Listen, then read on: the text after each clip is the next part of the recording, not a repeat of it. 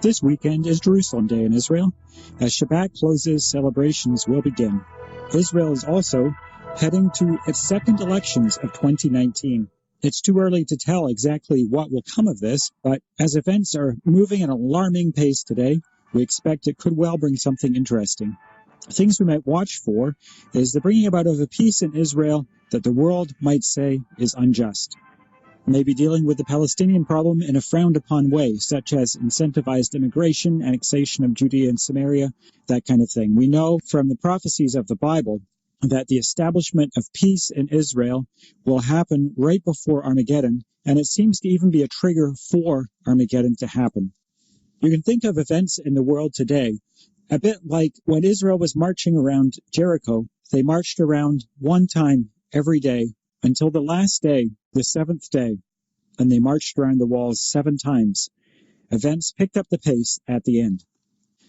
If we go back in history for a minute, as we think about Jerusalem and Jerusalem Day and the conflict that is brewing, on May 14th, 1948, the State of Israel was declared without Jerusalem in Israel's control, following the partition vote at the UN on November 29th, 1948.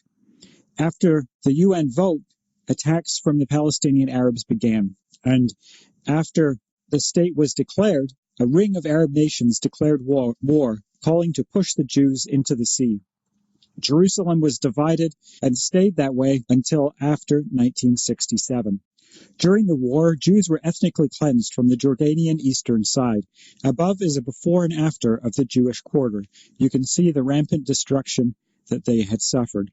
Almost 2 decades later, in 1967, Israel was attacked by Jordan after begging them to not enter the war.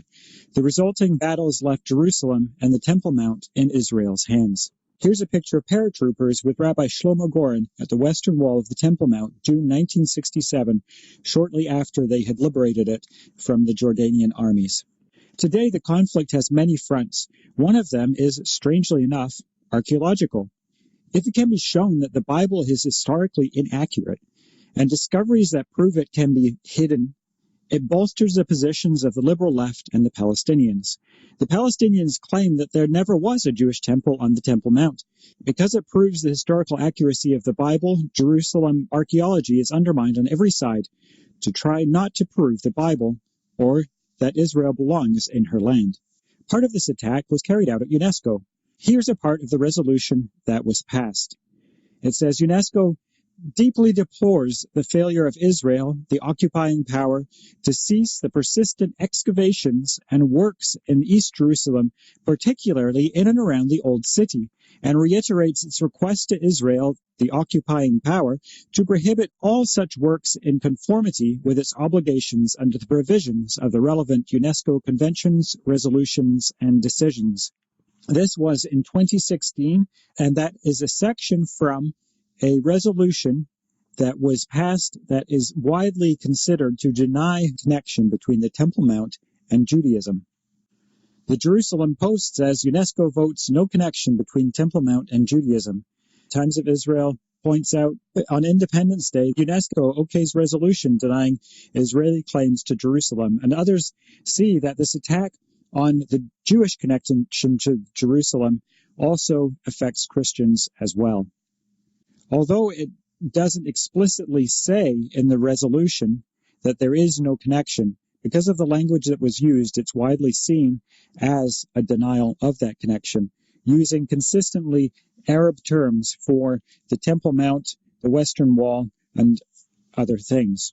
It's also interesting that the Palestinians saw this as a denial of Israel's connection to their most holy site as well.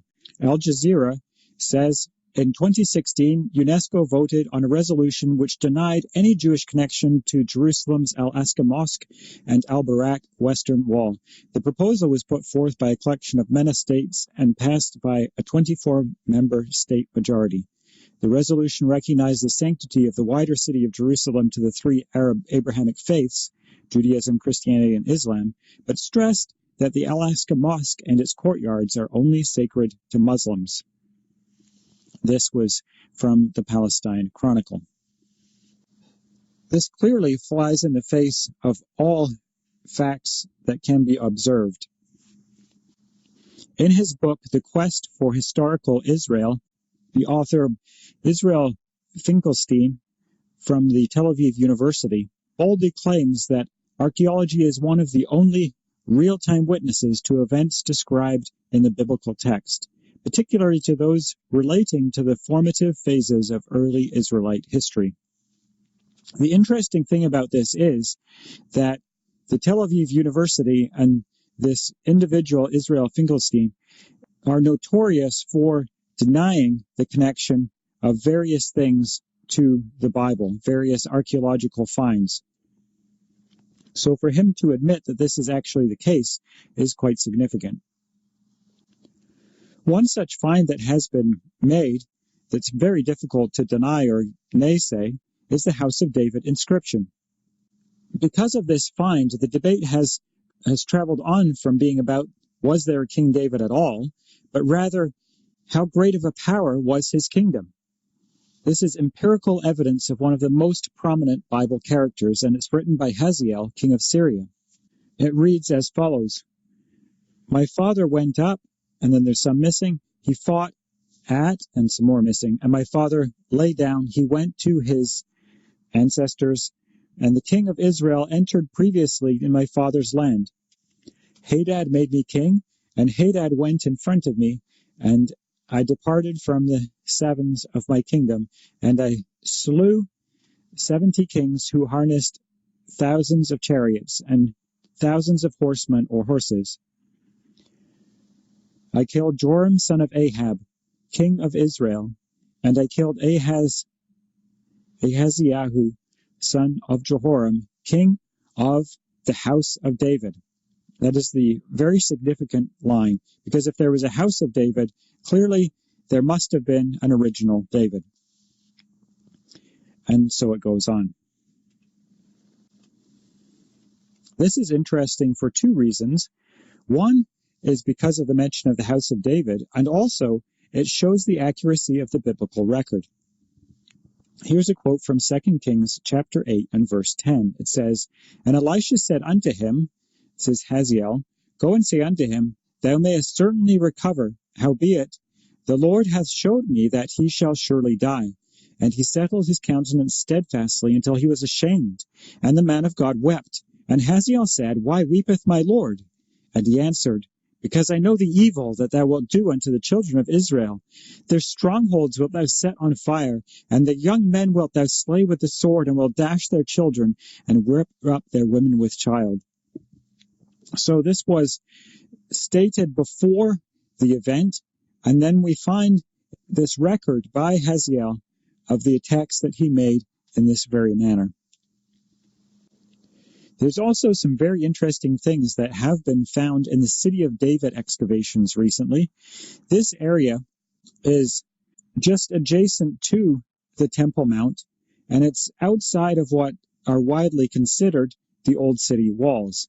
This is the old city, the original City of David. One of the things that they have discovered, very interestingly, is the ascent to the temple that went down from the Pool of Siloam in the south of Jerusalem up to the temple in the north.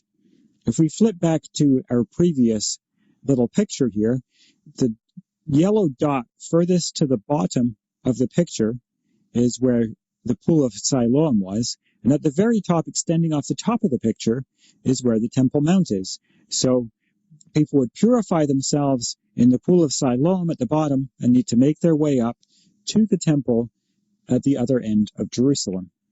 To do so, they would walk up this stone stair path going from the lower pool up until the heights of the Temple Mount. So they've been excavating this, and they've been excavating both the actual path itself, and they've also been digging in the drainage channel that goes underneath. And as people walked on the stairs, things might fall down through the passageways into the drainage channel below. This, of course, is the way that Jesus would have gone up, as well as everybody else, into the temple. It says in John 7 and verse 14, "Now about the midst of the feast, Jesus went up into the temple and taught." One of the things that have been found in that drainage channel underneath is this small golden bell. If you shake it, it makes bell-like tinkling sound. And one possible previous use of this bell was the high priest's garments. This, of course, is a spot that the high priest would be walking on to ascend up to the temple to do his service. In Exodus 28, verse 33 and verse 34, it says, "And beneath upon the hem of it," that's of the high priest's garment, "thou shalt make pomegranates of blue and of purple and of scarlet round about the hem thereof, and bells of gold between them round about, a golden bell and a pomegranate upon the hem of the robe round about." So here we have evidence for the high priest walking up this way and losing one of his bells in the drainage channel underneath. There was another similarly sized little find, and it was this little stone marble-looking thing. And it says on it in Hebrew, Becca. And we can read about it in Exodus chapter 38, verses 25 and 26. It says, "And the silver of them that were numbered of the congregation was 100 talents, and 1,760 shekels, after the shekel of the sanctuary, a becca for every man." That is, half a shekel after the shekel of the sanctuary. So the half a shekel was also called a becca, for every one that went up to be numbered from 20 years old and upward. So this little becca then was the weight of a half a shekel. As time went on, there were coins made that weighed exactly half a shekel for this purpose. So this is the half shekel. And what the archaeologists did is they got a scale and they put on the one side the becca and on the other side the half shekel coin. And they weighed exactly the same, confirming that they had indeed correctly assessed the use of this coin and the becca weight. Here's a closer look of the half shekel silver coin. It's an example that's in not particularly good condition.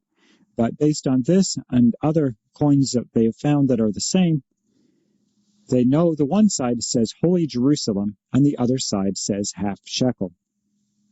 So from this, we know that not only was there a temple in Jerusalem, we know that they spoke Hebrew at it, we know that they had a half a shekel weight and half shekel coins, and they walked on this very path to go up to the temple to use them. We also know that Jerusalem was considered holy at that time as well. These are two very interesting finds they also found.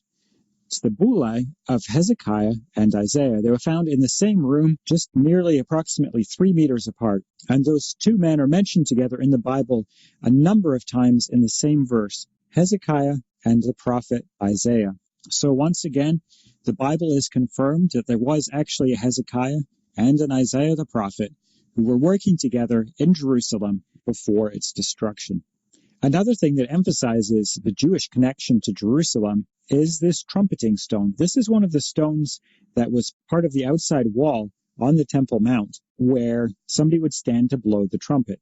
And it says on the stone in Hebrew, the place of trumpeting. This is the place that the Sabbath would have been announced from, and the blasts are detailed in the Talmud. Various alarms and calling of assembly are also mentioned in the Bible. This is great evidence for both the Bible and Jewish presence on the Temple Mount. It can also be read by modern Hebrew speakers who would understand its significance. This is evidence of the restoration of the people, language, and customs in Jerusalem.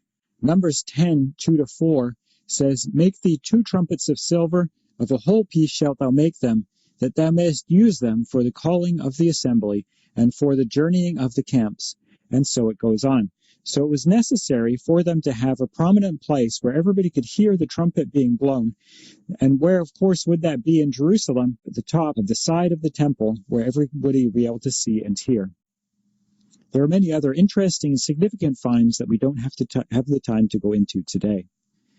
One last one that we will just mention is there was 2 little scrolls or amulets that were found near Jerusalem. They were in a burial cave between Jerusalem and Bethlehem. They are small silver scrolls about the size of a cigarette butt, and they're engraved with biblical text. The second of them says, there's some parts that are broken at the beginning, and then it says, "The great," part missing, "who keeps covenant and graciousness towards those who love him, and those who keep his commandments. The eternal," part missing again, "blessing more than any snare and more than evil, for redemption is in him. For Yahweh is our restorer and rock. May Yahweh bless you, and may he keep you. May Yahweh make his face to shine upon you. And it's broken as it carries on.